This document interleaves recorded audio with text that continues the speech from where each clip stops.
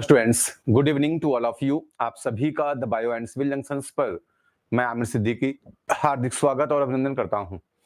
कैसे हैं दोस्त आप लोग? उम्मीद करता हूं कि अच्छे होंगे, स्वस्थ होंगे और आप लोगों की पढ़ाई लिखाई का कार्य बेहतरीन तरीके से चल रहा होगा। किसी तरीके की समस्या का सामना नहीं करना पड़ रहा होगा। आप सभी लोगों का रिवीजन का कार्य भी बेहतरीन तरीके से चल रहा होगा। दोस्तों, जैसा कि आप सभी लोग जानते हैं, इवनिंग की क्लास में हम सभी लोग इन्वायरमेंटल बायोलॉजी की क्लास में उपस्थित हुए हैं। इन्वायरमेंटल बायोलॉजी की क्लास में लास्ट क्लास में हम सभी लोगों ने बात किया था कि डाइवर्सिटी के प्रकार के बारे में बात किया था। हम सभी लोगों ने सीखा था डाइवर्सिटी 3 टाइप की होती है और उम्मीद करते हैं आप सभी लोगों ने डाइवर्सिटी के इस पॉइंट को बेहतरीन तरीके से क्लियर किया था। हमने आपको बताया था कि डाइवर्सिटी कितने टाइप की होती है। डाइवर्सिटी 3 लेवल पर होती है। डाइवर्सिटी कितने लेवल पर होती है? डाइवर्सिटी 3 लेवल पर होती है। एक को हमने बताया था कि जेनेटिक डाइवर्सिटी होती है, एक को बताया था स्पेसीज डाइवर्सिटी होती है, एक को बताया था स्पेसीज डाइवर्सिटी होती है और एक को बताया था इकोलॉजिकल डाइवर्सिटी होती है। हमने 3 टाइप की डाइवर्सिटी के बारे में आपसे बातें की थी। एक जो है जेनेटिक डाइवर्सिटी होती है, एक स्पीसीज डाइवर्सिटी होती है और एक इकोलॉजिकल डाइवर्सिटी होती है। हमने आपसे कहा था इंडिया की diversity greater than Indian diversity is greater than India की डाइवर्सिटी जो है वो ज्यादा है, ग्रेटर देन नॉर्वे। ये हमने आपको किसमें एग्जांपल दिया था? ये किस डाइवर्सिटी को बताता है? इंडिया की डाइवर्सिटी नॉर्वे की डाइवर्सिटी से ज्यादा है। ये हमने किसमें एग्जांपल दिया था? Indian diversity is greater than Norway. India की डाइवर्सिटी नॉर्वे की डाइवर्सिटी से ज्यादा है। ये एग्जांपल हमने किसमें दिया था? कोई बताएगा? फटाफट बताने की कोशिश करिए कि इंडिया की डाइवर्सिटी नॉर्वे से ज्यादा है। ये एग्जांपल हमने आपको किसमें दिया था? जी, कोई बताएगा? जी, बहुत अच्छी। खुशबू यादव जी ने बताया सर इकोलॉजिकल डाइवर्सिटी में। अभिषेक यादव ने बताया सर इकोलॉजिकल डाइवर्सिटी में। बहुत अच्छे, वेरी वेरी गुड। जी, शोभा जी इकोलॉजिकल डाइवर्सिटी में। बस केवल जो है टाइटन बैच के लोग आंसर कर रहे हैं। बहुत अच्छे, वेरी गुड, एक्सीलेंट। आइए चलते हैं। दूसरा हमने एक एग्जांपल आपको दिया था। ये एग्जांपल किसका था? ये एग्जांपल था इकोलॉजिकल डाइवर्सिटी का। दूसरा हमने आपको एग्जांपल दिया था वेस्टर्न घाट हैज हमने दूसरा एग्जांपल दिया था वेस्टर्न घाट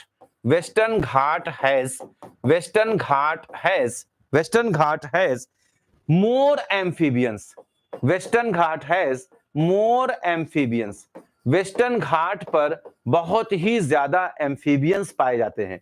ये एग्जांपल किसका था? वेस्टर्न घाट पर बहुत ही ज्यादा क्या पाए जाते हैं? वेस्टर्न घाट पर बहुत ही ज्यादा क्या पाए जाते हैं? एम्फीबियंस पाए जाते हैं। ये एग्जांपल किसका था? तो आप सभी लोग बताएंगे sir this example was of species diversity.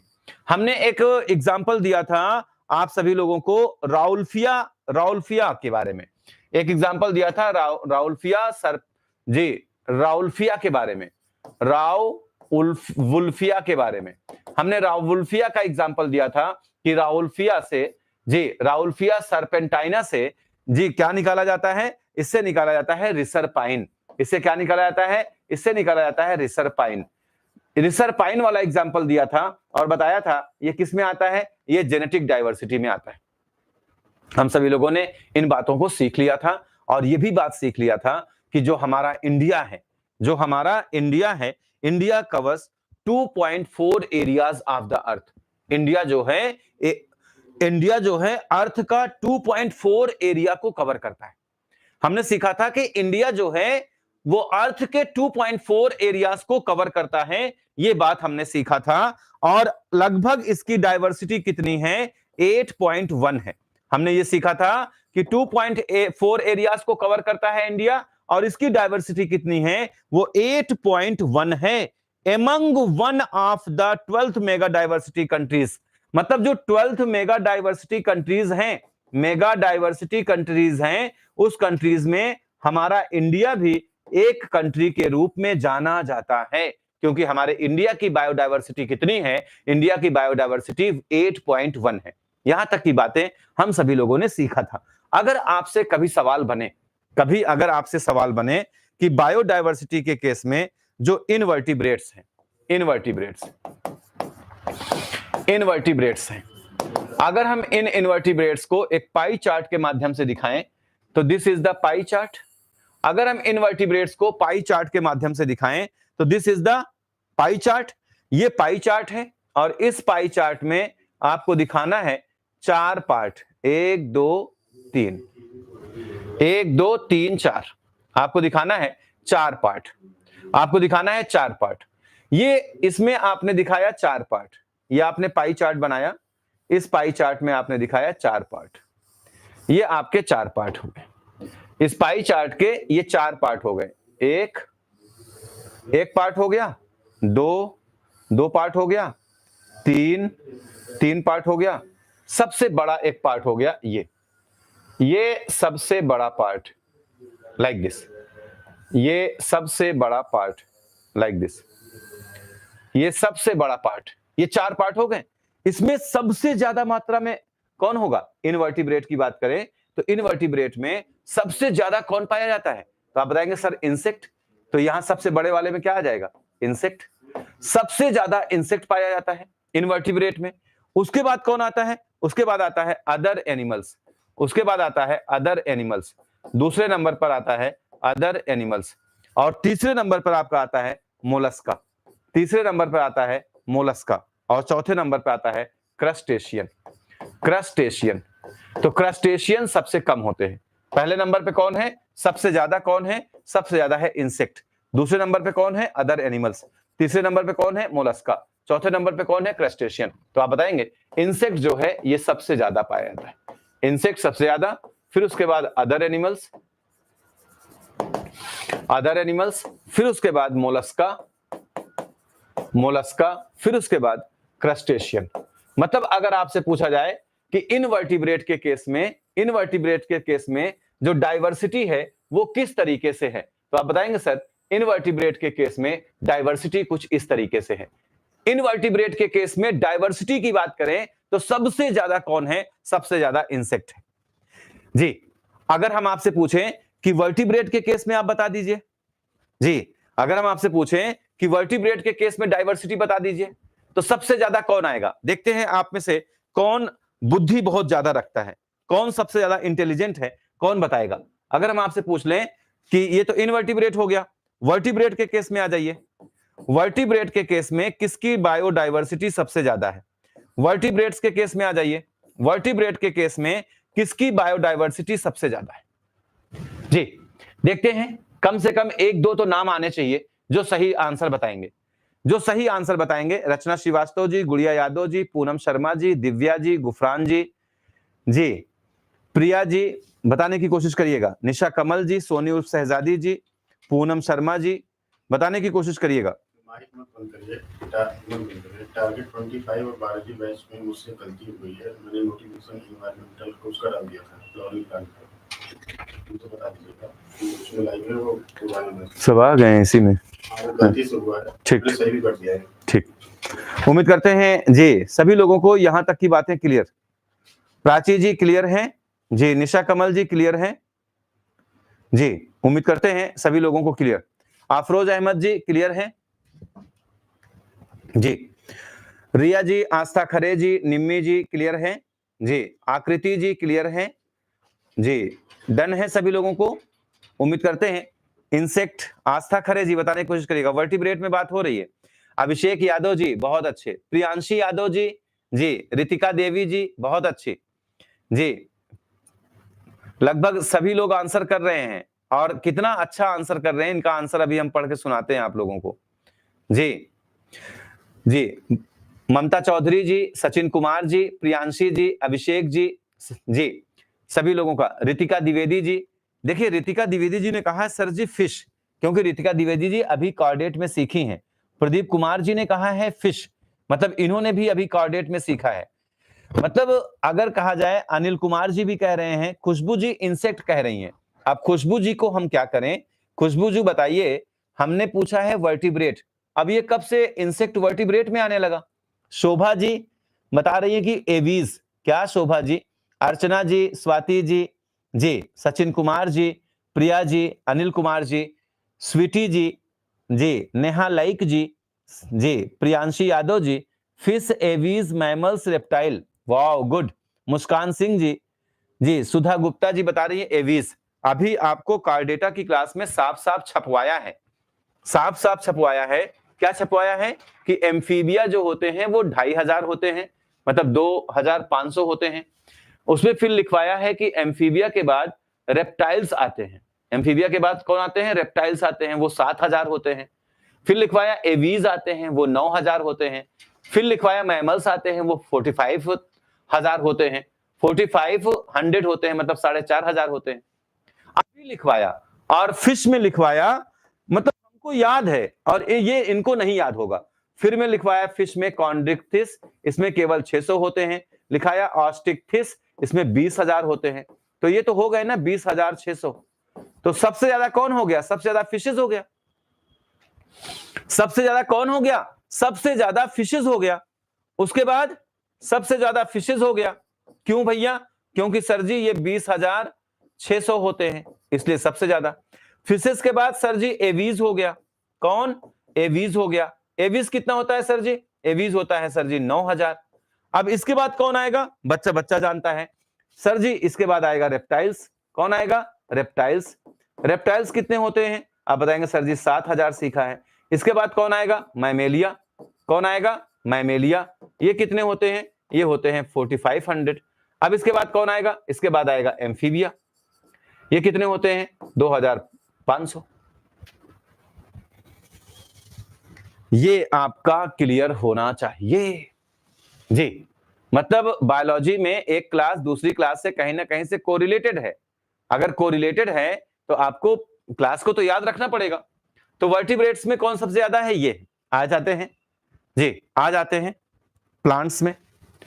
Plants में सबसे ज्यादा प्लांट्स कौन से हैं? आप बताएंगे सबसे ज्यादा प्लांट्स हैं एंजियोस्पर्म। सबसे ज्यादा प्लांट्स हैं एंजियोस्पर्म। तो पाई चार्ट में सबसे बड़ा वाला कौन होगा? एंजियोस्पर्म। उसके बाद कौन आएगा जी? उसके बाद सर जी आएगा एंजियोस्पर्म का साथी है फंजाई। उसके बाद कौन आएगा? फंजाई। फंजाई के बाद कौन आएगा? तो आप बताएंगे सर फंजाई के बाद आएगा एल्गा। फंजाई के बाद कौन आता है? एल्गा जी। फंजाई के बाद आता है एल्गा। एल्गा के बाद आता है मॉस, जिसे ब्रायोफाइट कहते हैं। मॉस आता है, मॉस आता है। इसके साथ कौन आता है? फर्न आता है। और फर्न के छोटे छोटे बच्चे एलिल्स। एलिल्स मतलब होता है फर्न से संबंधित। इसके बाद कौन आता है? इसके बाद आता है वो इंडिकेटर ऑफ पॉल्यूशन। इसके बाद आता है इंडिकेटर ऑफ पॉल्यूशन लाइकेन। मतलब लाइकेन सबसे कम, उससे ज्यादा फर्न, उससे ज्यादा मॉस, उससे ज्यादा एल्गा, उससे ज्यादा फंजाई, उससे ज्यादा एंजियोस्पर्म। अगर प्लांट्स के केस में पाई चार्ट बनाना हो तो जो बड़ा वाला हिस्सा होगा वो एंजियोस्पर्म को बताएगा और जो सबसे छोटा वाला हिस्सा होगा वो लाइकेन को बताएगा। तो हम पाई चार्ट नहीं बना रहे हैं, हम आपको यहां पर समझा रहे हैं। और आशा करते हैं कि आप सभी लोग समझ गए होंगे कि सबसे ज्यादा प्लांट्स की कंडीशन में आ जाएं तो ये देखने को मिलता है, और वर्टिब्रेट और इनवर्टिब्रेट की कंडीशन में चले जाएं तो हमें जो हम लोगों ने पढ़ा वो देखने को मिलता है। और अच्छी बात यह है कि आप सभी लोगों को यहां तक की बातें क्लियर होनी चाहिए। यहां तक की बातें आप सभी लोगों की क्लियर होनी चाहिए। डन है सभी लोगों को? डन जी। उम्मीद करते हैं कि यहां तक की बातें आप सभी लोगों की डन होनी चाहिए। आगे चलते हैं, इंपॉर्टेंट टॉपिक समझते हैं जिसमें पूरा कॉन्सेप्ट है और कॉन्सेप्ट के हिसाब से काम करते हैं। बायोडाइवर्सिटी डिस्ट्रीब्यूशन काफी इंपॉर्टेंट है। बायोडाइवर्सिटी डिस्ट्रीब्यूशन, बायोडाइवर्सिटी डिस्ट्रीब्यूशन बात करते हैं बायोडाइवर्सिटी डिस्ट्रीब्यूशन की। बायोडाइवर्सिटी डिस्ट्रीब्यूशन की जब हम बात करते हैं बायोडाइवर्सिटी डिस्ट्रीब्यूशन की, तो हमें एक कॉन्सेप्ट समझना होता है। हमें एक कॉन्सेप्ट ग्लोब से समझना होता है। कहां से समझना होता है? ग्लोब से। अगर हम कहें कि दिस इज द ग्लोब, ये ग्लोब है, इस ग्लोब का ये कहलाता है equator. What is this? This is equator. इसे हम कहते हैं इक्वेटर। इसे क्या कहते हैं? 0 डिग्री पर होता है और इसे हम सभी लोग बोलते हैं इक्वेटर। और हम आप जानते हैं कि दिस इज इक्वेटर। ये क्या है? ये इक्वेटर है। ये क्या है? ये इक्वेटर है। हम सभी लोग जानते हैं कि इसे हम लोग क्या कहते हैं? इक्वेटर कहते हैं। ये इक्वेटर है, दिस इज इक्वेटर। और इस इक्वेटर से जब हम ऊपर जाते हैं, थोड़ा सा ऊपर, इस इक्वेटर से थोड़ा सा ऊपर जाते हैं, तो यही थोड़ा सा ऊपर पे प्रेजेंट है, दिस इज इक्वेटर। और इक्वेटर के पास कोलंबिया है, ये इक्वेटर है, दिस इज इक्वेटर, ये इक्वेटर है, ये इक्वेटर है। कौन है? इक्वेटर। इक्वेटर कहां होता है? 0 डिग्री पर, ये 0 डिग्री पर होता है। इक्वेटर कहां होता है? 0 डिग्री पर, 0 डिग्री पर इक्वेटर होता है। और इसी इक्वेटर पर है कोलंबिया। कौन है? कोलंबिया। इसी इक्वेटर पर है कोलंबिया। तो हमारा इंडिया इसी इक्वेटर के जस्ट ऊपर, यहीं पर हमारा है इंडिया। हमारा इंडिया इक्वेटर के नियर है, इंडिया हमारा इक्वेटर के पास है। आप कह सकते हैं कि इंडिया हमारा नियर इक्वेटर है। कहां है? नियर इक्वेटर, ये इक्वेटर के पास है। हमारा इंडिया इक्वेटर के पास है, क्लियर है। और इससे हम ऊपर जाते हैं, जैसे मान लीजिए हम और इससे ऊपर गए, तो जब हम इससे ऊपर जाते हैं ये वाले पोर्शन पर, तो ये है 41 डिग्री, ये है 41 डिग्री। और इस 41 डिग्री पर है न्यूयॉर्क, यहां पर है न्यूयॉर्क, यहां पर है न्यूयॉर्क। और हम ऊपर जाते हैं तो हम 71 डिग्री पर पहुंच जाते हैं। कहां पहुंच जाते हैं? 71 डिग्री, दिस इज 71 डिग्री। यहां पर है ग्रीनलैंड, यहां पर कौन है? ग्रीनलैंड। इसे हम सभी लोग बोलते हैं दिस इज ट्रॉपिकल रीजन। इसे हम सभी लोग क्या बोलते हैं? इसे हम सभी लोग बोलते हैं ट्रॉपिकल रीजन, इसे बोलते हैं ट्रॉपिकल, ट्रॉपिकल रीजन। और इसे बोलते हैं टेम्परेट रीजन, टेम्परेट। इसे ट्रॉपिकल बोलते हैं, इसे टेम्परेट बोलते हैं। सेम सिचुएशन इधर भी है, सेम सिचुएशन इधर भी है, सेम सिचुएशन, पोल के दोनों तरफ ये कंडीशन चलती है। दिस इज ट्रॉपिकल और इसके ऊपर है दिस इज टेम्परेट। इसे हम सभी लोग ट्रॉपिकल बोलते हैं, ट्रॉपिकल, और इसे हम सभी लोग टेम्परेट बोलते हैं। उम्मीद करते हैं ये बातें आप सभी लोगों की क्लियर होनी चाहिए जी। डन। सूरज महोदय जो हैं, सूरज महोदय ये यहां पर चमकते हैं इक्वेटर पर। सूरज महोदय क्या करते हैं? सूरज महोदय इक्वेटर पर चमकते हैं। ये सूरज महोदय इक्वेटर पर चमकते हैं, मतलब इनकी लाइट कहां पड़ती है? इक्वेटर पर। जब इनकी लाइट इक्वेटर पर पड़ती है, सनलाइट इक्वेटर पर, आप बताएंगे सनलाइट ऑन इक्वेटर, तो यहां पर ज्यादा सनलाइट पड़ती है। यहां पर क्या होता है? यहां पर ज्यादा सनलाइट पड़ती है। भाई सनलाइट हमारी कहां पड़ती है? हमारे सूरज महोदय कहां चमकते हैं? सूरज महोदय चमकते हैं इक्वेटर पर। जब ये इक्वेटर पर चमकते हैं तो इक्वेटर पर ज्यादा लाइट होती है, साथ में इक्वेटर के अगल बगल भी ज्यादा लाइट होती है, मतलब ट्रॉपिकल एरिया में भी क्या होता है? ज्यादा लाइट होती है। मोर लाइट, मोर लाइट कहां देखने को मिल रही है? आप बताएंगे सर। मोर लाइट, ज्यादा लाइट, मोर लाइट, मोर टेम्परेचर। जब मोर लाइट है तो मोर टेम्परेचर कहां पर है? तो आप बताएंगे इक्वेटर, ऑन इक्वेटर, ये इक्वेटर पर है, एंड साइड, और इक्वेटर के साइड पर है। इक्वेटर है और इक्वेटर के पास जो चीजें हैं वहां पर सनलाइट ज्यादा है।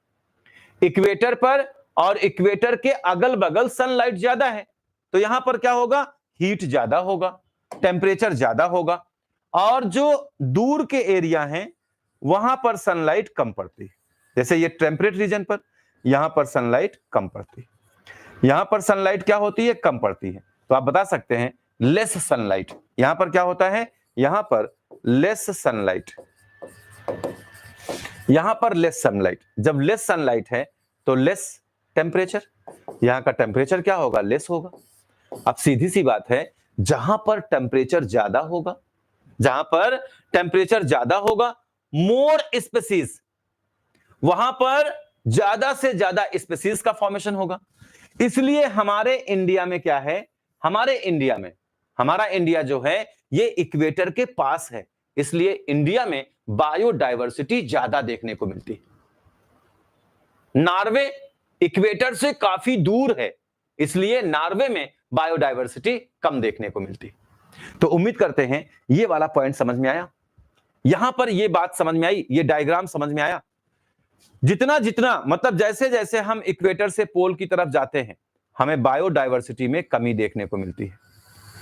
चाहे नॉर्थ पोल पर जाएं, चाहे साउथ पोल पर जाएं, जैसे जैसे हम इक्वेटर से पोल की तरफ जाने की सोचते हैं, इक्वेटर से पोल की तरफ जाने की सोचते हैं, बायोडायवर्सिटी कम होती जाती है।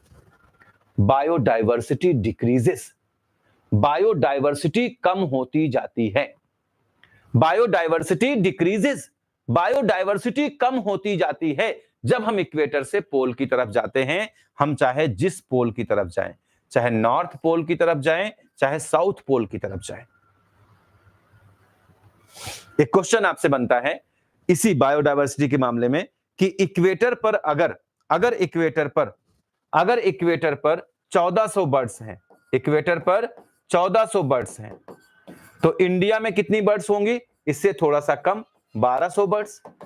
क्योंकि ऊपर जाना शुरू हुआ, इसमें कितनी बर्ड्स होंगी? तो आप बताएंगे सर इसमें और कम, इसमें होंगी 105 बर्ड्स। न्यूयॉर्क में 105 बर्ड्स, और ऊपर जाएंगे तो यहां पर आपको देखने को मिलेंगे मात्र 56 बर्ड्स। मतलब यह हुआ बायोडायवर्सिटी धीरे धीरे ऊपर की तरफ कम होती जाती है। यह एग्जांपल समझाता है कि अगर इक्वेटर पर 1400 बर्ड्स हैं तो इंडिया में 1200 बर्ड्स होने के चांस हैं, क्योंकि यहां पर बायोडायवर्सिटी ज्यादा है। और अगर हम ऊपर जाएं 41 डिग्री पर, जहां न्यूयॉर्क है, वहां पर बायोडायवर्सिटी कम है। यहां भी बायोडायवर्सिटी कम देखने को मिलेगी, यहां पर बायोडायवर्सिटी कम देखने को मिलेगी। और उम्मीद करते हैं सभी को यह पॉइंट क्लियर होना चाहिए। अगर हमसे कोई पूछे कि अगर इक्वेटर से हम पोल की तरफ जाते हैं तो हमारी एनर्जी भी कम होती जाती है, बायोडायवर्सिटी भी कम होती जाती है, एनर्जी कम होती जाती है। इक्वेटर, भारत के कौन कौन से राज्य हैं जहां से इक्वेटर होकर गुजरता है? अगर आपसे ये वाला शायद बात आप लोगों ने लिखा था, इक्वेटर भारत के किस राज्य से गुजरता है? States, from which, states from which, state from which equator passes. Equator किस किस स्टेट से पास होता है? बताने की कोशिश करिएगा। States from which equator passes, कौन से स्टेट्स हैं जिससे होकर हमारा इक्वेटर गुजरता है? इक्वेटर कौन कौन से स्टेट से होकर गुजरता है? तो आप बताएंगे सर इक्वेटर होकर के गुजरता है, कहां से शुरू करता है? आपको याद होगा ना कितने स्टेट बताया था? कितने स्टेट बताया था? एक बार नाम बताइएगा, कितने स्टेट बताया था? जी, हमने कहा था कि ये शुरू होता है गुजरात से और जाकर पास होता है मिजोरम से। ये गुजरात से शुरू होता है और मिजोरम तक पास आउट करता है इक्वेटर। ये इक्वेटर कौन कौन से राज्य से, हमने बताया था कितने राज्य से पास होता है। तो आप में से किसी का आंसर आएगा कि इतने राज्य से पास होता है। देखिए निशा कमल का आंसर आया कि 8 स्टेट से पास होता है। अफरोज अहमद का आंसर आया कि 8 राज्य से पास होता है। नेहा सिंह का, गीता पांडे का, अभिषेक का, प्रियांशी का, सभी का करेक्ट आंसर आया कि जो है सर ये कहां से पास होता है? 8 राज्य से पास होता है। 8 राज्य से पास होता है। वो 8 राज्य कौन कौन से हैं? उम्मीद करते हैं आप सभी लोगों को याद होगा। गुजरात है सर जी, राजस्थान है सर जी, एमपी है, छत्तीसगढ़ है सर जी, एमपी है, छत्तीसगढ़ है सर जी, जी एमपी है और छत्तीसगढ़ है सर जी, छत्तीसगढ़ से पास होता है सर जी। झारखंड है, वेस्ट बंगाल है सर जी, झारखंड है, वेस्ट बंगाल है सर जी। कितने हो गए? 3 3 6। त्रिपुरा हो गया सर जी, त्रिपुरा। मिजोरम हो गया सर जी, मिजोरम। 8 हो गए। इन 8 राज्यों से इक्वेटर पास होता है इंडिया के। इसलिए यहां पर वेजिटेशन आपको, यहां पर डाइवर्सिटी आपको देखने को मिलती है। ज्यादा डाइवर्सिटी इसीलिए आपको इन जंगलों में देखने को मिलती है। तो डाइवर्सिटी यहां पर देखने को मिलती है। ये 8 स्टेट हैं जिससे ये पास होता है। जब हम इक्वेटर से पोल की तरफ जाते हैं, moving from equator to pole, moving from equator to pole, जब हम इक्वेटर से पोल की तरफ जाते हैं, moving from equator to pole, जब हम इक्वेटर से पोल की तरफ जाते हैं, energy decreases, temperature decreases, energy decreases, energy decrease करती है, टेम्परेचर डिक्रीजेस, टेम्परेचर डिक्रीज करता है, एनर्जी डिक्रीज करता है, टेम्परेचर डिक्रीज करता है, बायोडाइवर्सिटी डिक्रीजेस, बायोडाइवर्सिटी डिक्रीज करती है। डन। तो आप बताएंगे जब हम कहां जाते हैं, जब हम इक्वेटर से पोल की तरफ जाते हैं तो ये सब चीजें क्या होती हैं, ये सब चीजें कम होती हैं। इक्वेटर पर क्या होता है, इक्वेटर पर मोर वेजिटेशन, इक्वेटर जो होता है इट शोज मोर वेजिटेशन, इस पर मोर वेजिटेशन देखने को मिलता है, इस पर आपको मोर वेजिटेशन देखने को मिलता है, मोर वेजिटेशन, मोर बायोडाइवर्सिटी, इस पर आपको मोर बायोडाइवर्सिटी, ज्यादा से ज्यादा बायोडाइवर्सिटी देखने को मिलती है, मोर बायोडाइवर्सिटी। ट्रॉपिकल रीजन, अगर हम बात करें ट्रॉपिकल रीजन की, ट्रॉपिकल रीजन, तो हमने आपसे बताया था कि जो ट्रॉपिकल रीजन होता है ये जस्ट इक्वेटर के ऊपर होता है, और ट्रॉपिकल रीजन की कंडीशन क्या है, ट्रॉपिकल रीजन पर हाई टेम्परेचर होता है। ट्रॉपिकल रीजन पर क्या होता है, हाई टेम्परेचर, ट्रॉपिकल रीजन पर हाई टेम्परेचर। इतनी बातें छोटी सी समझ में आई। हम आपको ट्रॉपिकल रीजन पर क्या कंडीशन है और टेम्परेट रीजन पर क्या कंडीशन है बायोडाइवर्सिटी की, हम आपसे दोनों पॉइंट पर बात करने वाले हैं। इतनी बातें आप सभी लोगों ने नोट कर लिया जी, इतनी बातें आप सभी लोगों ने नोट कर लिया। तनाया मिश्रा जी, गीता पांडे जी, नेहा सिंह जी, प्रियांशी जी, अनिल कुमार जी, रियल में आप लोग बहुत अच्छे हो, आपने सारे स्टेट के नाम लिख करके भेज दिए, very good. Gudiya Yadav ji, you are also very good. Poonam Sharma ji 4 state लिखी हैं, 4 कहां गए? निशा कमल जी बहुत अच्छी, वेस्ट बंगाल, त्रिपुरा, मिजोरम। उम्मीद करते हैं सभी लोगों को यहां तक का पॉइंट बेहतरीन तरीके से क्लियर जी। पश्चिम बंगाल, मित्र पर गमछा झार ट्रिक, अरे बाप रे, देखिए एक ट्रिक आ गई भाई, आपकी क्लास में ट्रिक वाले स्टूडेंट भी हैं जी।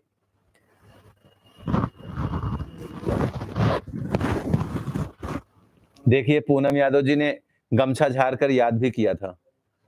गमछा, गमछा कहाँ रहा है, गुरा मध्य, ये गमछा वाला ट्रिक खुद नहीं लगाया है जी, खुद ट्रिक नहीं लगाए हैं, खुद हमारे हिसाब से रेक्टिफिकेशन किए हैं जी, और हम सभी लोगों को ट्रिक में उलझा रहे हैं। मित्र पर गमछा झाड़ ट्रिक, और अपना खुद गमछा झाड़ ट्रिक यूज नहीं किए हैं। आइए डन, नेक्स्ट आपको समझाते हैं। ये ट्रॉपिकल रीजन है, दिस इज ट्रॉपिकल रीजन, ये इक्वेटर के पास है, ये ट्रॉपिकल रीजन है, और ये इक्वेटर के पास है। जब ये ट्रॉपिकल रीजन इक्वेटर के पास है तो यहां पर क्या होगा, हाईलाइट, यहां पर हाईलाइट होगा, रिजल्ट क्या होगा, हाई टेम्परेचर, यहां पर हाई टेम्परेचर होगा, रिजल्ट क्या होगा, highlight, high temperature. Cold winter season यहां देखने को मिलते हैं, यहां पर आपको देखने को मिलेंगे cold winter season, cold winter season, यहां पर आपको कोल्ड विंटर सीजन देखने को मिलेंगे, जबकि टेम्परेट में ऐसा कुछ देखने को नहीं मिलता है। स्पेसिएशन टेक्स प्लेस जी, यहां पर आपको स्पेसिएशन देखने को मिलेगा, speciation takes place, speciation takes place, यहां पर आपको स्पेसिएशन देखने को मिलेगा, स्पेसिएशन टेक्स प्लेस। नो जी, नो रीजन पॉसिबल, आप बताएंगे यहां पर आपको देखने को मिलेगा क्या, यहां पर आपको देखने को मिलेगा स्पेसिएशन टेक्स प्लेस, यहां पर देखने को मिलेगा। नो जी, नो सीजन पॉसिबल, यहां पर आप बताएंगे कि यहां पर आपको ये चीज देखने को मिलेगी, और यहां पर जब हाई लाइट है तो हाई बायोडाइवर्सिटी देखने को मिलेगी। और टेम्परेट रीजन की बात करें तो टेम्परेट रीजन पर आप बताएंगे यहां पर टेम्परेचर कम रहता है, यहां पर लेस टेम्परेचर। टेम्परेट में क्या होता है, टेम्परेचर कम रहता है, लेस टेम्परेचर। जब लेस टेम्परेचर है तो लो सोलर इनपुट, इस पर लो सोलर इनपुट पड़ता है, लो सोलर इनपुट, इस पर क्या होगा, लो सोलर इनपुट, इस पर बहुत कम सनलाइट पड़ेगी जी। सीजनल एरिया, जब कम सनलाइट पड़ेगी तो ये सीजनल एरिया होगा, सीजनल एरिया, यहां पर सीजनल एरिया मतलब यहां 6-6 महीने दिन रहेंगे, 6-6 महीने रात रहेंगे, ये सीजनल एरिया हो जाएंगे, 6-6 महीने वाला यहां पर टाइम चलेगा। Study better because less species, यहां पर स्टडी बहुत अच्छे से होंगी, study better, research better, study better, research better. हमारे इंडिया में कोई रिसर्च करने नहीं आता, क्यों? क्योंकि यहां पर बहुत बायोडाइवर्सिटी है। लोग कहां चले जाते हैं रिसर्च करने? न्यूयॉर्क चले जाते हैं। आप सोचते हैं न्यूयॉर्क बहुत डेवलप्ड है इसलिए गए हैं, नहीं, वहां पर स्पीसीज कम है। Study better, research better, because of less species, यहां पर बहुत कम स्पीसीज होती हैं, इसलिए यहां पर स्टडी बेटर हो सकती है और यहां पर रिसर्च बेटर हो सकती है।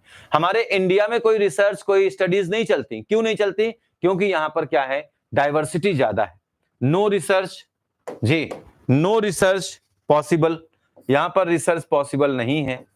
नो रिसर्च पॉसिबल, यहां पर रिसर्च पॉसिबल नहीं है। नो रिसर्च पॉसिबल, क्यों पॉसिबल नहीं है? बिकॉज ऑफ, आप बताएंगे बिकॉज ऑफ मोर स्पीसीज या बिकॉज ऑफ हायर स्पीसीज होने के कारण यहां पर क्या है, यहां पर ज्यादा रिसर्च पॉसिबल ही नहीं है। तो ट्रॉपिकल रीजन पर कोई रिसर्च पॉसिबल नहीं है, जबकि टेम्परेट रीजन पर रिसर्च पॉसिबल है, क्योंकि यहां पर कम स्पीसीज हैं। उम्मीद करते हैं ये बातें आप सभी लोगों की क्लियर होनी चाहिए। इक्वेटर को रीजन ऑफ हाई बायोडाइवर्सिटी कहा जाता है। Equator is called region of, equator is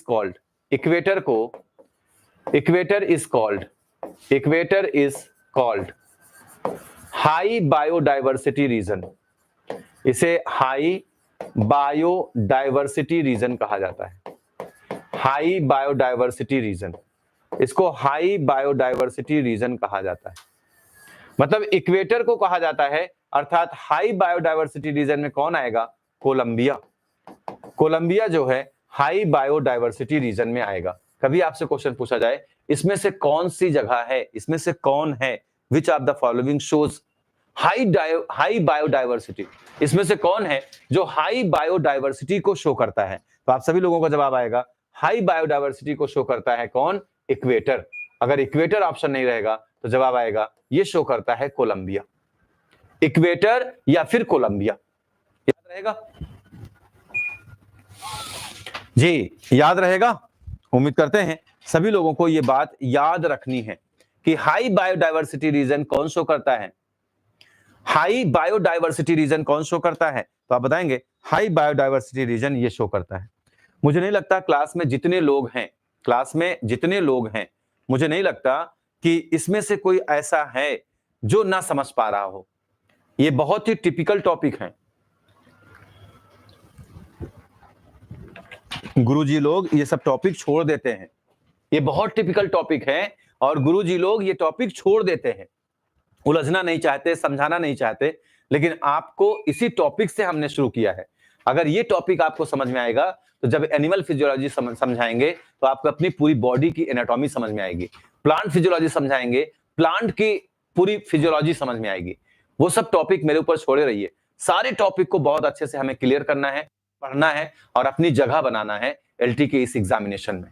और आशा है कि यहां तक की बातें आप सभी लोगों की clear. Tell me, clear to all? आगे चले जी, बताइएगा। Clear to all?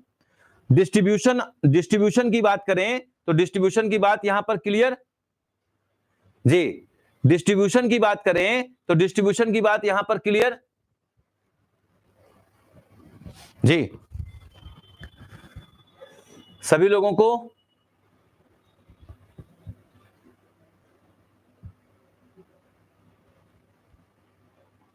हाँ, जहां ज्यादा है वहां रिसर्च करेंगे। अच्छा, ये बात है।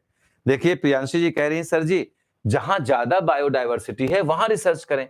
अरे जहां पर ज्यादा बायोडाइवर्सिटी है वहां रिसर्च करेंगे तो ये रिसर्च पॉसिबल नहीं हो पाएगा। जहां पर कम डाइवर्सिटी है वहां पर रिसर्च की जाती है कि जो है दूसरे मतलब न्यूक्लियर जो आपका न्यूक्लियर सेंटर होता है, न्यूक्लियर रिएक्टर जो बनता है वो हमेशा भीड़ से दूर बनता है कि कभी वो ब्लास्ट करे तो भीड़ पर कोई नुकसान ना हो।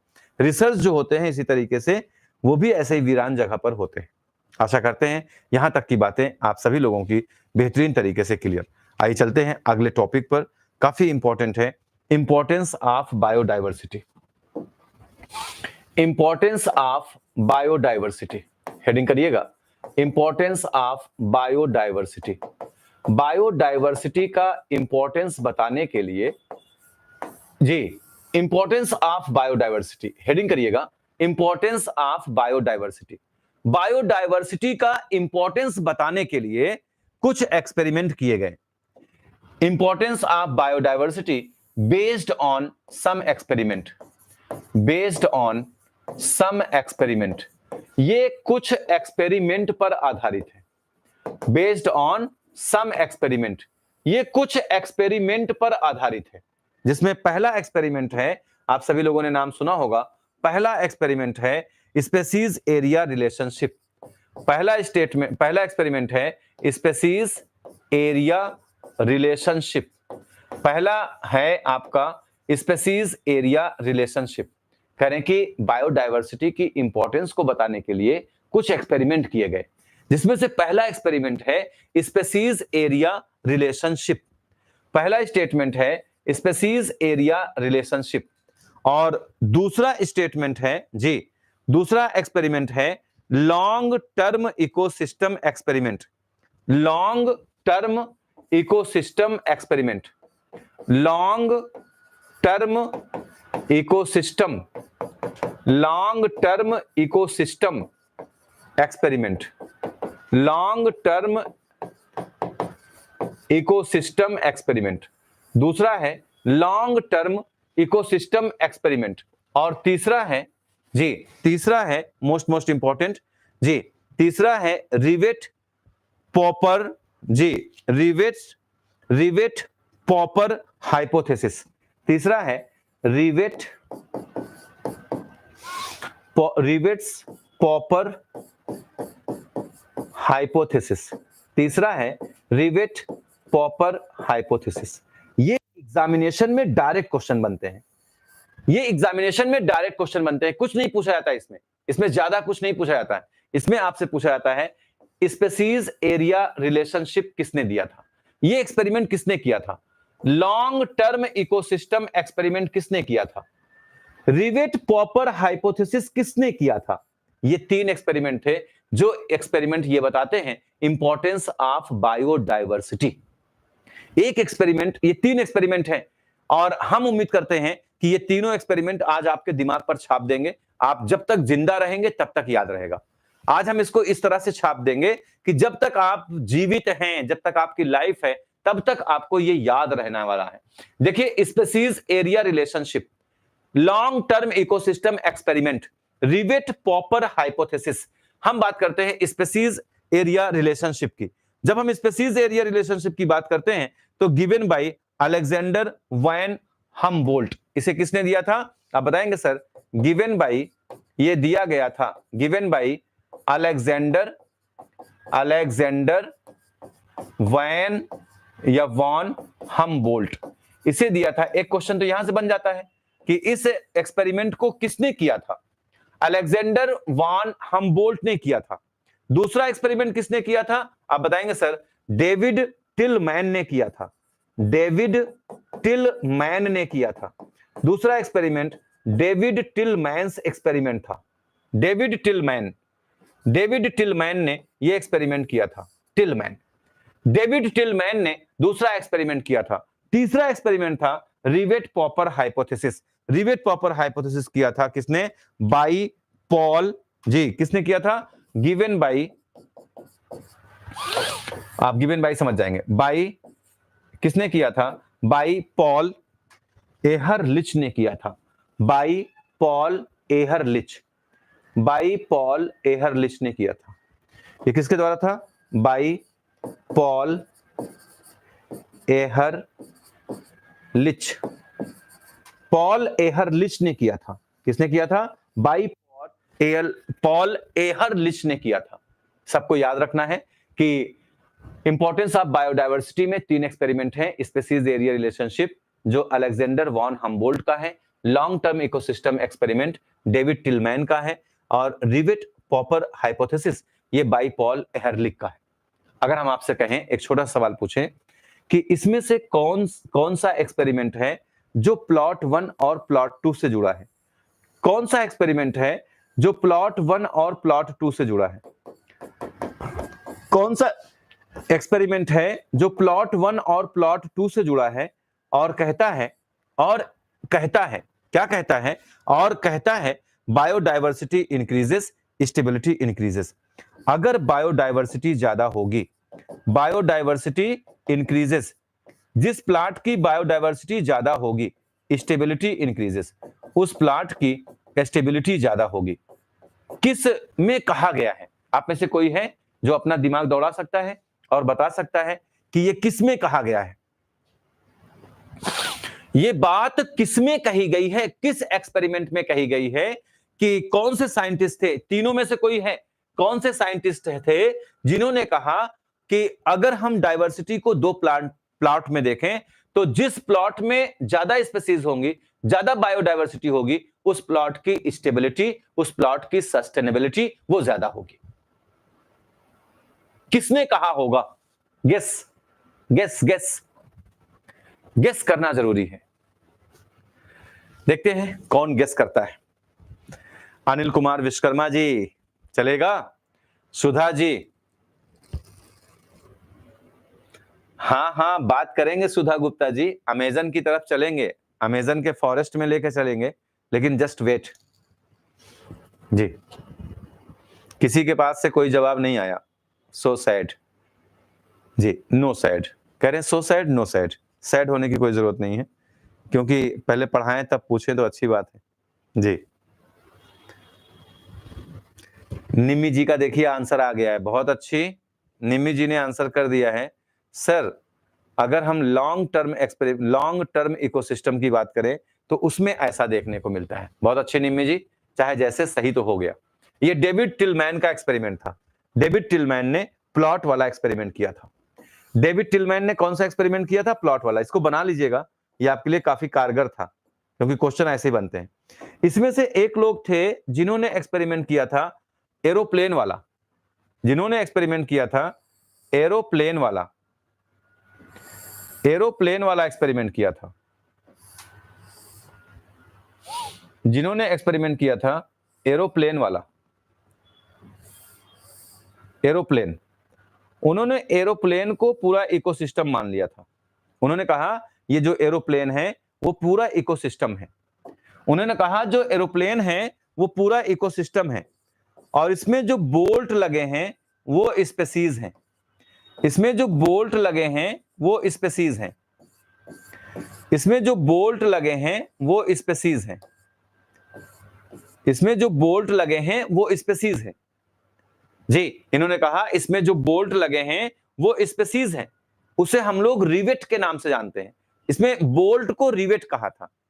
तो मतलब एरोप्लेन वाला एक्सपेरिमेंट किसने किया था कि आप एरोप्लेन में जाकर बैठते हैं और आप में से जो पैसेंजर हैं हर रोज एक बोल्ट को, मतलब अगर पैसेंजर एक बोल्ट को अपने घर चुरा कर लेकर चला जाए तो धीरे धीरे क्या होगा, अगर इसमें से बोल्ट चोरी होते रहेंगे तो बायोडायवर्सिटी पर ज्यादा, जब एक दिन में एक ले जाएगा तो बायोडायवर्सिटी पर अचानक कोई अटैक नहीं आएगा, मतलब अचानक उसमें कोई चेंज नहीं आएगी। लेकिन जिस दिन ये वाला बोल्ट लेकर चले जाएंगे, पंख वाला बोल्ट लेकर चले जाएंगे, उस दिन क्या होगा, एरोप्लेन जो होगा वो डिस्ट्रॉय हो जाएगा। मतलब जब एरोप्लेन के विंग्स के उन्होंने कहा था कि ये की स्पीसीज होती है, और की स्पीसीज इकोसिस्टम में एक दूसरे को जोड़ने का काम करती हैं। हम डिटेल में सीखेंगे, लेकिन आप बताइए एरोप्लेन वाला एक्सपेरिमेंट किसने किया था? ये एरोप्लेन वाला एक्सपेरिमेंट किसने किया था? तो आप बताएंगे सर एरोप्लेन वाला एक्सपेरिमेंट किया था रिवेट पॉपर हाइपोथेसिस। ये एक्सपेरिमेंट किया था पॉल एहरलिच ने। पॉल एहरलिच ने ये वाला एक्सपेरिमेंट किया था। किसने किया था? पॉल एहरलिच ने रिवेट पॉपर हाइपोथेसिस वाला एक्सपेरिमेंट किया था, जिसमें उन्होंने एरोप्लेन को इकोसिस्टम कहा था और उसमें पाए जाने वाले बोल्ट जिससे वो एरोप्लेन बना होता है उसे रिवेट कहा था, और कहा था कि अगर पैसेंजर एक एक बोल्ट को लेकर जाते हैं तो बायोडायवर्सिटी पर खासा असर नहीं पड़ता है, लेकिन जिस दिन ये बोल्ट जो है आपके विंग्स का लेकर चले जाएंगे, एरोप्लेन के विंग्स का लेकर चले जाएंगे, मतलब की स्पीसीज जिस दिन डिस्ट्रॉय हो जाएगी, बायोडायवर्सिटी क्या पूरे इकोसिस्टम पर इफेक्ट आएगा। ये किसका था याद रहेगा? ये था पॉल एहरलिच का एक्सपेरिमेंट था। किसने जो है अपने एक्सपेरिमेंट में ये वाला फार्मूला दिया था, किसने जो है अपने एक्सपेरिमेंट में ये वाला फार्मूला दिया था, C equal to S equal to CA की पावर Z। ये किससे संबंधित है, किस एक्सपेरिमेंट से संबंधित है, आप बताएंगे सर? ये स्पेसीज रिलेशनशिप से संबंधित है, स्पेसीज एरिया रिलेशनशिप से। ये किससे संबंधित है? ये एरोप्लेन वाले से संबंधित है। ये किससे संबंधित है? ये प्लॉट वाले से संबंधित है।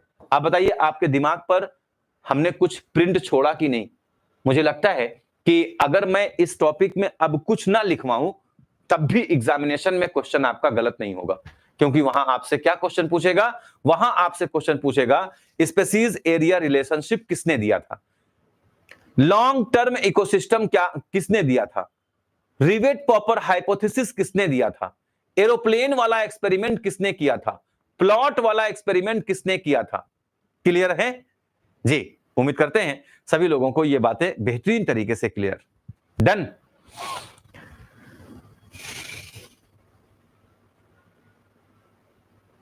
हाँ, अफरोज अहमद जी देखिए अपनी बुद्धि से समझ गए कि अगर विंग्स लेकर चले जाएंगे तो कैसे उड़ेगा ये एरोप्लेन।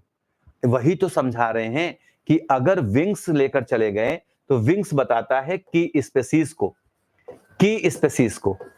अगर की स्पेसीज डिस्ट्रॉय हो जाएंगी तो बायोडायवर्सिटी डिस्ट्रॉय हो जाएगी। तो बायोडायवर्सिटी बचेगी कहां? नहीं बचेगी। यही तो उनका मतलब आप कह सकते हैं संक्षिप्त वर्णन था। समझ में आया?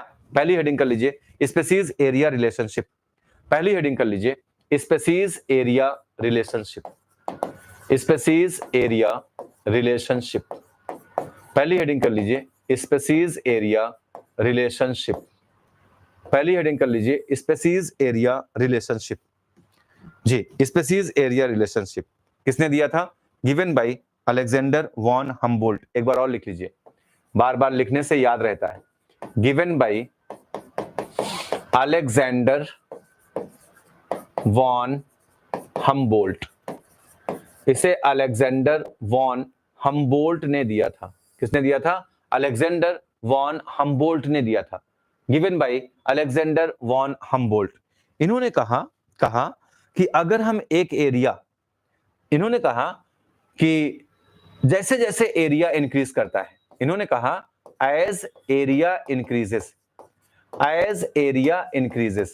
जैसे जैसे एरिया इंक्रीज करता है, एज एरिया इंक्रीजेस, जैसे जैसे एरिया इंक्रीज करता है, एज एरिया इंक्रीजेस, जैसे जैसे एरिया इंक्रीज करता है, number of species increases, number of species increases. तो नंबर ऑफ स्पीसीज भी इंक्रीज करती हैं, नंबर ऑफ स्पीसीज भी इंक्रीज करती हैं, लेकिन कहां तक इंक्रीज करती हैं? Up to levels.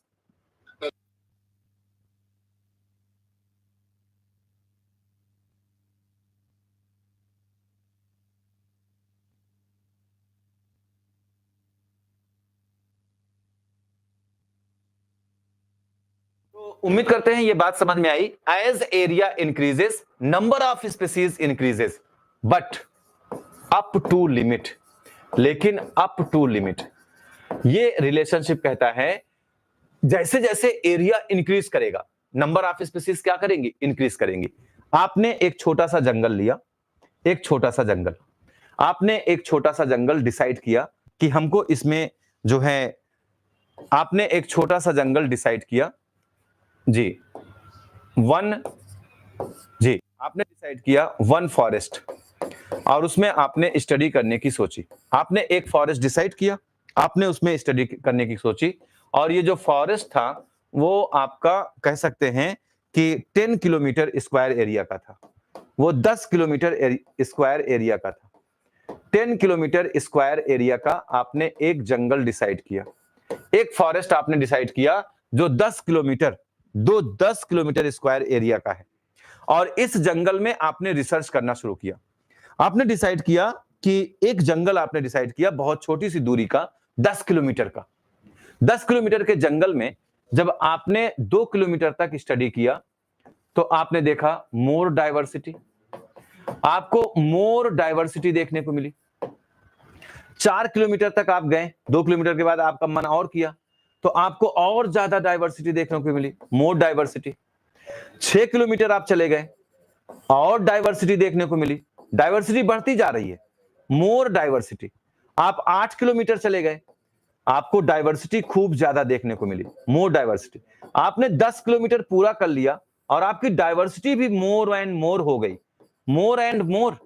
मतलब आपने 10 किलोमीटर का जो जंगल लिया उसमें जाने के लिए सोचा तो पहले आपकी डाइवर्सिटी बढ़ रही है, 10 किलोमीटर तक आपकी डाइवर्सिटी बढ़ी। उसके बाद जैसे ही आपने देखा 11वां किलोमीटर, जैसे आपने देखा 11वां किलोमीटर, 12वां, 15वां, 20वां, 40वां, आपने जैसे आगे बढ़ने की कोशिश की तो क्या आ गया? डिजर्ट आ गया। फिर आपने देखा कि क्या आ गया? वाटर आ गया, समुद्र आ गया। अब डाइवर्सिटी क्या हुई? अब डाइवर्सिटी धीरे धीरे कम होने लगी और एक कंडीशन आई, डाइवर्सिटी स्टैग्नेंट हो गई, स्टेडी हो गई, डाइवर्सिटी रुक गई। दिस इज कॉल्ड स्पेसीज, इसे स्पेसीज कहते हैं। This is called diversity, species और area. This is called species, जी, this is called species, this is called area. ये एरिया को बताता है, जैसे जैसे एरिया बढ़ा, एरिया जैसे जैसे बढ़ा 10 किलोमीटर तक, ये सिचुएशन, ये आपकी स्पेसीज। जैसे जैसे एरिया बढ़ाते गए स्पेसीज बढ़ती गई। शुरुआत के स्टेज में काफी तेजी से बढ़ी, 10 किलोमीटर तक काफी तेजी से बढ़ी, लेकिन जब आप डिजर्ट आया तो स्पेसीज कम हुई, फिर उसके बाद स्पेसीज कम हुई, वाटर आया स्पेसीज और कम हुई, और डिजर्ट आया, एक कंडीशन आई कि स्पेसीज रुक गई। इसे हम लोग बोलते हैं रेक्ट एंगुलर हाइपरबोला कर्व। हमसे क्वेश्चन पूछता है कि स्पेसीज एरिया रिलेशनशिप, ये स्पेसीज है, ये एरिया है, स्पेसीज एरिया रिलेशनशिप में कर्व कैसे बनता है? आप बताएंगे रेक्ट एंगुलर। रेक्ट एंगुलर कैसे कर्व बनता है? Rectangular hyperbola. कैसे बनता है? रेक्ट एंगुलर हाइपरबोला बनता है। कैसा बनता है? Rectangular hyperbola. इसे बोलते हैं S इक्वल टू CA की पावर Z, मतलब species equal to area, species equal to area की पावर Z। ये इसी को बताता है और हम आशा करते हैं कि ये बातें आप सभी लोगों को समझ में आई। आपको जैसे समझ में आया, जैसे आप चाहते हैं, अपनी कॉपी में नोट कर लें। बताइएगा समझ आया कि नहीं? मुझे लगता है एक बड़ी प्रॉब्लम आपने सॉल्व कर ली, आपने एक बड़ी प्रॉब्लम सॉल्व कर ली। आई होप सो, मुझे ऐसा लगता है, मुझे ऐसा लगता है कि आपने एक बहुत बड़ी प्रॉब्लम सॉल्व कर ली। बताइएगा सॉल्व किया या नहीं? स्पेसीज एरिया रिलेशनशिप का कॉन्सेप्ट समझ आया? इसका कॉन्सेप्ट समझ में आया?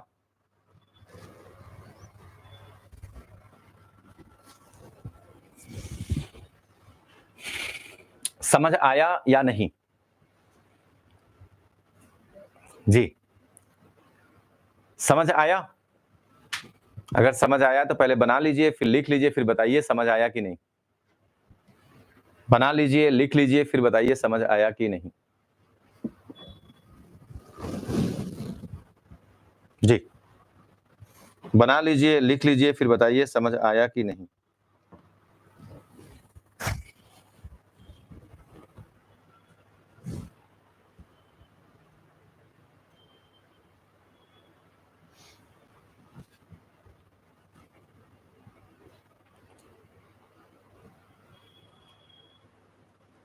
समझ आया? तो कैसा होता है रेक्टेंगुलर? आइए देखते हैं। इस ग्राफ को अगर आप कभी एनसीईआरटी देखते हैं तो एनसीईआरटी बताती है कि ये ग्राफ ऐसा बना है। दिस इज, जी, ये ग्राफ कुछ ऐसा बना है, लाइक दिस। इसे एरिया बोलते हैं, इसे स्पेसीज बोलते हैं, इसे एरिया बोलते हैं, इसे स्पेसीज बोलते हैं। ये स्ट्रेट लाइन ग्राफ दिखाता है, स्ट्रेट लाइन, स्ट्रेट लाइन, और यहां पर ये ग्राफ दिखाता है रेक्टेंगुलर, लाइक दिस। ये रेक्टेंगुलर दिखाता है। अगर आपसे कोई कहे रेक्टेंगुलर में तो एरिया बढ़ा तो नहीं शो होता है, लेकिन जो स्ट्रेट लाइन ग्राफ है वो बताता है इस एरिया पर इतनी ग्रोथ दिखी, इस एरिया पर इतनी ग्रोथ दिखी, इस एरिया पर इतनी ग्रोथ दिखी। मतलब एरिया बढ़ने पर स्पेसीज का रिलेशनशिप बढ़ता है। एरिया बढ़ने पर स्पीसीज बढ़ती है, अगर और एरिया बढ़ाएं तो और स्पीसीज बढ़ेंगे। स्पीसीज एरिया बढ़ने पर स्पीसीज हमेशा बढ़ती हैं, लाइक दिस। और आगे जाएंगे तो यहां पर और एरिया बढ़ाया, स्पीसीज और बढ़ी, लाइक दिस। जितना एरिया बढ़ाएंगे स्पीसीज उतनी बढ़ती जाती। ये बताता है आपका जो स्ट्रेट लाइन ग्राफ है, ये एरिया को डिफाइन करता है। तो आपके जब आप देखेंगे तो उसमें आपको इस तरह से देखेगा, इतने एरिया पर इतनी बायोडायवर्सिटी, एरिया बढ़ाया डायवर्सिटी बढ़ी, फिर एरिया बढ़ाया डायवर्सिटी बढ़ी। लेकिन इसमें हम नोटिस नहीं कर पा रहे हैं कितनी बढ़ रही ना। इसको जानने के लिए हम क्या करते हैं, इससे जानने के लिए हम इसका एक स्ट्रेट ग्राफ बनाते हैं। ये स्ट्रेट लाइन ग्राफ है, ये क्या है, स्ट्रेट लाइन कर्व। ये स्ट्रेट लाइन कर्व है, क्या है, स्ट्रेट लाइन कर्व है। ये स्ट्रेट लाइन कर्व है, स्ट्रेट लाइन कर्व है, और ये आपका रेक्टेंगुलर कर्व है। तो आपसे कभी क्वेश्चन पूछे कि कैसा कर्व होता है, तो आप बताएंगे रेक्टेंगुलर कर्व होता है। अगर कभी ऑप्शन में चांस रहे कि दोनों दिया है तो आप दोनों, अगर ऑप्शन दिया रहे कि बी और सी दोनों सही है तो आप दोनों टिक करेंगे। ये देखिए, ये एरिया, इतने एरिया पर स्पीसीज बढ़ती हुई नजर आ रही हैं, फिर इतने एरिया बढ़ाया फिर स्पीसीज और बढ़ी, इतना एरिया बढ़ाया स्पीसीज और बढ़ी, और एरिया बढ़ाएंगे स्पीसीज और बढ़ेंगे। ये बताता है रेक्टेंगुलर। रेक्टेंगुलर का फार्मूला आप सभी लोगों को याद है जी, रेक्टेंगुलर का फार्मूला याद है जी, S इक्वल टू सी ए की पावर Z।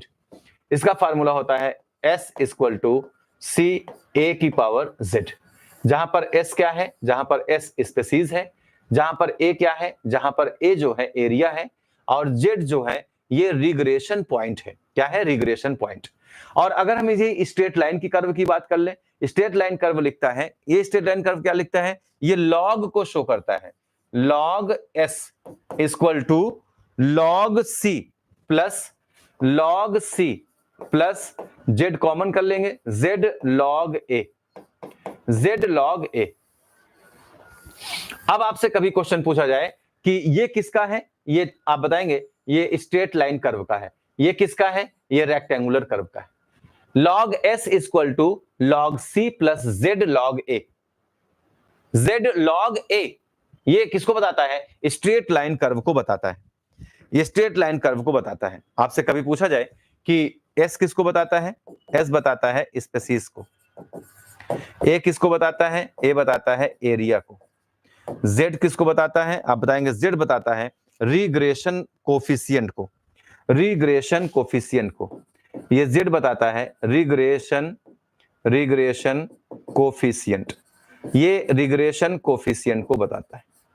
और C बताता है जी, C बताता है किसको बताता है, आप बताएंगे C बताता है एक्सिस Y को, एक्सिस Y को, C एक्सिस Y को बताता है।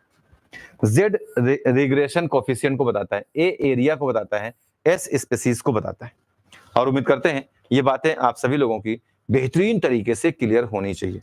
इसे हम सभी लोग हम्बोल्ट कर्व के नाम से भी जानते हैं।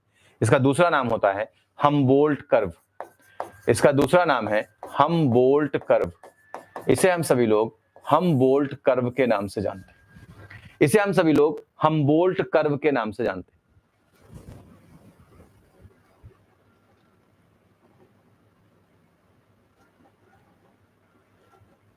प्रियांशी जी बता दिया सी क्या है।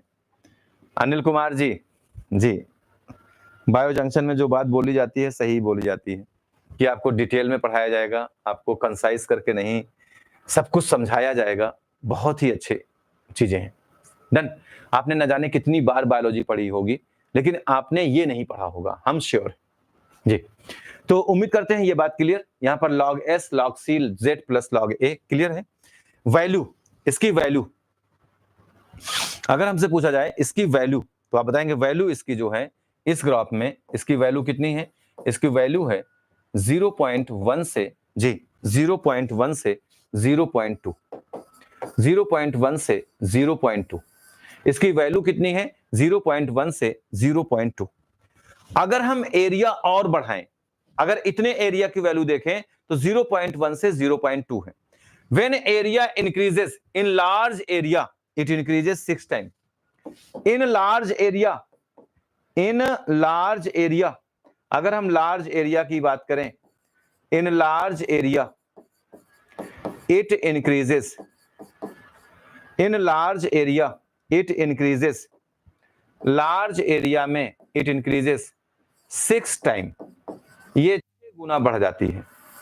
अगर हम लार्ज एरिया में देखें तो वैल्यू इक्वल टू हो जाएगा, इसका 6 गुना बढ़ाएंगे तो 0.6, इसका 6 गुना बढ़ाएंगे तो 1.2। तो एरिया बढ़ाने पर इनकी वैल्यू बढ़ जाती है। कितनी बढ़ जाती है? 6 गुना बढ़ जाती है।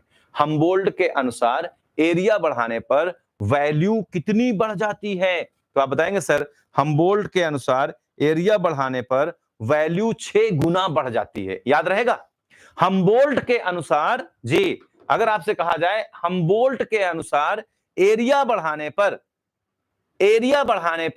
कितना बढ़ जाती है, तो आप बताएंगे ये बढ़ जाती है आपकी मोस्ट इंपॉर्टेंट, कितना बढ़ जाती है? 6 गुना बढ़ जाती है। याद रहेगा, 6 टाइम, इसको गोला कर लीजिएगा। एरिया बढ़ाने पर वैल्यू कितना बढ़ जाती है? 6 गुना बढ़ जाती है। याद रहेगा, उम्मीद करते हैं सभी लोगों को क्लियर होना चाहिए। दूसरे पर चले, नेक्स्ट काफी इंपॉर्टेंट है, जिसे हम सभी लोग लॉन्ग टर्म इकोसिस्टम, जिसे हम सभी लोग लॉन्ग टर्म इकोसिस्टम, जिसे हम सभी लोग लॉन्ग टर्म इकोसिस्टम एक्सपेरिमेंट के नाम से जानते हैं। लॉन्ग टर्म इकोसिस्टम एक्सपेरिमेंट के नाम से जानते हैं। लॉन्ग टर्म इकोसिस्टम एक्सपेरिमेंट के नाम से जानते हैं। Given by David Tilman. Given by किसने दिया था? Given by David Tilman. इसे डेविड टिलमैन ने दिया था। डेविड टिलमैन किसने दिया था? डेविड टिलमैन ने दिया था। इन्होंने 2 प्लॉट सेलेक्ट किए थे। Select 2 plots, select 2 plots. इन्होंने 2 प्लॉट सेलेक्ट किए, प्लॉट 1 और प्लॉट 2, ऐसे बना लीजिएगा। इन्होंने 2 प्लॉट सेलेक्ट किए, प्लॉट 1 और प्लॉट 2। प्लॉट 1 में इन्होंने देखा मोर स्पेसीज, प्लॉट 1, प्लॉट 2। इन्होंने 2 प्लॉट देखे। प्लॉट 1 में देखा इन्होंने मोर स्पेसीज। अगर मोर स्पेसीज हैं जी, मोर स्पेसीज, तो मोर वेरिएशन, इसमें इनको मोर वेरिएशन देखने को मिलेगा। मोर स्पेसीज, मोर वेरिएशन। अगर ज्यादा वेरिएशन है तो मोर स्टेबिलिटी। मोर स्पेसीज, मोर वेरिएशन, मोर स्टेबिलिटी। तो इनको यहां पर ज्यादा स्टेबिलिटी देखने को मिली। दूसरे में देखा less species, less variation, less species, less variation, less stability. तो जितना ज्यादा बायोडायवर्सिटी होगी उतनी ज्यादा स्टेबिलिटी होगी। तो टिलमैन साहब ने यही कहा था कि मोर बायोडायवर्सिटी मोर स्टेबिलिटी। जितनी ज्यादा बायोडायवर्सिटी होगी हमारा इकोसिस्टम उतना ज्यादा स्टेबल होगा। मोर स्टेबिलिटी जी, इन्होंने कहा था मोर स्टेबिलिटी। क्या कहा था?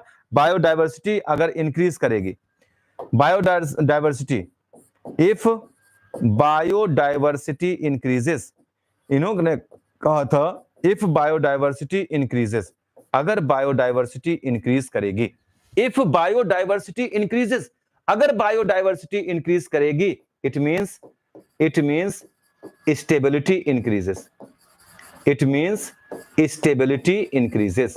इन्होंने बताया कि अगर बायोडायवर्सिटी इंक्रीज करेगी तो स्टेबिलिटी भी इंक्रीज करेगी। ये किसने एक्सपेरिमेंट किया था? प्लॉट वाला एक्सपेरिमेंट किसने किया था? आप बताएंगे सर, ये प्लॉट वाला एक्सपेरिमेंट किया था डेविड टिलमैन ने। जी, डेविड टिलमैन ने किया था। किसने किया था? डेविड टिलमैन ने किया था। यहां की बातें क्लियर? उम्मीद करते हैं ये भी पॉइंट आप सभी लोगों का क्लियर। नेक्स्ट पर आ जाइए, तीसरे पर आ जाइए। Rivet popper hypothesis. Rivet popper hypothesis. Rivet popper hypothesis जी, rivet popper hypothesis given by आधी आबादी को इसकी स्पेलिंग ही नहीं आती, पॉल AHRLICH, एहरलिक।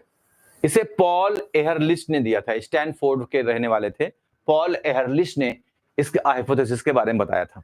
इसे हम सभी लोग एरोप्लेन वाली हाइपोथेसिस कहते हैं। इसे हम सभी लोग एरोप्लेन वाली हाइपोथेसिस के नाम से जानते हैं। इसे हम सभी लोग एरोप्लेन वाली हाइपोथेसिस के नाम से जानते हैं। इसे हम सभी लोग एरोप्लेन वाली हाइपोथेसिस के नाम से जानते हैं। इसे हम सभी लोग एरोप्लेन वाली हाइपोथेसिस के नाम से जानते हैं। इसे हम सभी लोग एरोप्लेन वाली हाइपोथेसिस के नाम से जानते हैं। एरोप्लेन वाली हाइपोथेसिस के नाम से जानते हैं। इसे हम सभी लोग एरोप्लेन वाली हाइपोथेसिस के नाम से जानते हैं। This is known as aeroplane hypothesis. इसे हम सभी लोग एरोप्लेन वाली हाइपोथेसिस के नाम से जानते हैं। This is known as aeroplane hypothesis. इसे हम सभी लोग एरोप्लेन वाली हाइपोथेसिस के नाम से जानते हैं। इसे हम सभी लोग एरोप्लेन वाली हाइपोथेसिस के नाम से जानते हैं। इसे हम सभी लोग एरोप्लेन वाली हाइपोथेसिस के नाम से जानते हैं जी। इसे हम सभी लोग एरोप्लेन वाली हाइपोथेसिस के नाम से जानते हैं। डन है। एरोप्लेन वाली हाइपोथेसिस के नाम से जानते हैं। ये विंग्स है। इन्होंने कहा एरोप्लेन जो है ये एक इकोसिस्टम है। इन्होंने एरोप्लेन को इकोसिस्टम माना। एरोप्लेन को इकोसिस्टम माना और एरोप्लेन में जो बोल्ट लगी हैं उन्हें पैसेंजर माना। कहा कि अगर पैसेंजर आते हैं और पैसेंजर हर रोज एक एक बोल्ट निकाल कर चले जाते हैं, अगर पैसेंजर आते हैं और पैसेंजर हर रोज एक एक बोल्ट निकाल कर चले जाते हैं, पैसेंजर आते हैं और एक एक बोल्ट निकालते हैं, तो बायोडायवर्सिटी पर इतना असर नहीं पड़ता। अगर आए बोल्ट ले गए तो बायोडायवर्सिटी पर इतना असर नहीं पड़ता। लेकिन जिस दिन ये इसके विंग्स से बोल्ट निकालते हैं, इसके विंग्स से बोल्ट निकालना शुरू करते हैं, जिस दिन इसके विंग्स, ये इसका विंग्स है, ये इसका विंग्स है, जिस दिन इसके विंग से बोल्ट निकालते हैं, दिस इज बोल्ट, ये बोल्ट है, ये बोल्ट है। इन्होंने बोल्ट को कहा था रिवेट। इन्होंने बोल्ट को नाम दिया रिवेट और इन्होंने इकोसिस्टम को, जो ये एरोप्लेन है, इस एरोप्लेन को इकोसिस्टम कहा। इन्होंने एरोप्लेन को इकोसिस्टम कहा। ये जो एरोप्लेन है इन्होंने इसको इकोसिस्टम कहा। क्या कहा? इकोसिस्टम। और जो इसका बोल्ट है उसे रिवेट कहा। और जो इसकी विंग्स हैं, देखिए जो इसकी विंग्स हैं, इनकी विंग्स को इन्होंने की स्पेसीज कहा। इनकी विंग्स को इनके विंग्स के जो बोल्ट थे उनको इन्होंने विंग्स बोल्ट को की स्पेसीज कहा। और आप सभी लोग जानते हैं की स्पेसीज क्या होते हैं। की स्पेसीज ये जो है इकोसिस्टम में, की स्पेसीज ये इकोसिस्टम में एक दूसरे के ट्रॉफिक लेवल को जोड़ने का काम करते हैं। इनका काम ये होता है। इनका कहना था कि अगर बोल्ट यहां से ले जाएंगे तो बायोडायवर्सिटी पर कोई असर नहीं होगा, लेकिन जिस दिन बोल्ट यहां से लेकर जाएं की स्पेसीज से, अगर बोल्ट यहां से ले गए की species make centre for other trophic level. ये क्या करती है? Make centre for other trophic level. ये दूसरे ट्रॉफिक लेवल के लिए सेंटर का काम करती है। अगर ये डिस्टर्ब हो जाएगी, इन्होंने कहा कि इकोसिस्टम एक एरोप्लेन है, अगर उस एरोप्लेन से ये वाले बोल्ट ले जाए गए तो इकोसिस्टम जल्दी डिस्ट्रॉय नहीं होगा, क्योंकि इसके जाने से उस पर असर तो पड़ेगा लेकिन ज्यादा असर नहीं पड़ेगा। मतलब इसको ले जाएंगे तो एरोप्लेन तो उड़ रहा है भाई, एरोप्लेन पर कोई असर नहीं पड़ रहा है, लेकिन जिस दिन ये विंग्स का बोल्ट निकालेंगे अर्थात की स्पेसीज को डिस्टर्ब करेंगे, उस दिन ये एरोप्लेन गिर जाएगा, डिस्ट्रॉय हो जाएगा, एरोप्लेन खत्म हो जाएगा, जो बैठे रहेंगे सब मर जाएंगे। इसी कंडीशन में कहा गया, इन्होंने समझाया कि जिस दिन की स्पेसीज को डिस्टर्ब किया जाएगा, बायोडायवर्सिटी क्या, इकोसिस्टम डिस्ट्रॉय हो जाएगा। समझ में आया? एरोप्लेन वाला कॉन्सेप्ट किसने दिया था? ये दिया था आपके रिवेट पॉपर हाइपोथेसिस, पॉल एहरलिच ने दिया था। किसने दिया था? पॉल एहरलिच ने दिया था। हो जाएगा? When विंग्स बोल्ट लाइक की स्पेसीज if it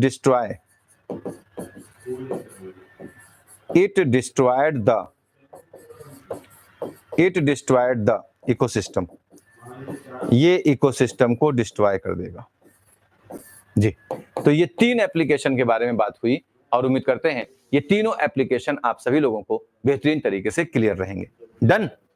अब इसके आगे के टॉपिक को हम सभी लोग देखेंगे, अमेजन के जंगल को हम सभी लोग बात करेंगे कल के टॉपिक में ये कंप्लीट करेंगे। आप में से जिन लोगों ने अभी शाम को 7:30 बजे तक या अभी 7:40 तक आप में से जिन लोगों ने एडमिशन की प्रक्रिया पूरी की है, उनसे उम्मीद करते हैं कि जो है आप लोगों की ये क्लास तो पूरी हो गई होगी, लेकिन आप सभी का होमवर्क है कि आप सभी लोग आज रात में ही आप सभी लोग टैक्सोनॉमी की 2 क्लासेस हैं, आप सभी लोग पूरा कर लीजिएगा, जिससे कल हम सभी लोग तीसरी क्लास आराम से दिन में अच्छी तरीके से पढ़ें सुबह 10 बजे। और थोड़ा सा टाइम निकालिएगा, इकोलॉजी की 2 क्लास हैं। अगर आप आज रात में ये दोनों क्लास आप कंप्लीट कर लेंगे तो कल मॉर्निंग में हम सभी लोग तीसरी क्लास में बिल्कुल आप भी नए की तरह नहीं होंगे, आप भी पुराने की तरह होंगे। दोनों क्लास आपकी पूरी रहेगी, तीसरी क्लास अच्छे से समझ में आएगी। आपको लगता नहीं कि अगर पूरी बायोलॉजी जिस कॉन्सेप्ट से आप चल रहे हैं इस कॉन्सेप्ट से तैयार करा देंगे तो आपका सिलेक्शन कहां होगा? एक जगह नहीं होगा, न जाने कितनी जगह होगा। जिस एग्जामिनेशन में आप बैठेंगे वो एग्जामिनेशन आपका क्रैक हो जाएगा। आपको क्या लगता है? उम्मीद करते हैं आप सभी लोगों को लगने लगा होगा 2 क्लास के बाद ही कि अगर इसी तरीके से तैयारी हो गई तो 100% सिलेक्शन कोई रोक नहीं सकता। आप बिल्कुल तैयार रहें, हम इसी मूड में तैयार हैं कि आपकी पूरी तैयारी इसी तरीके से कराना है। आज के लिए इतना, मिलते हैं कल सुबह। Thank you to all of you, good night, शुभ रात्रि, जय हिंद।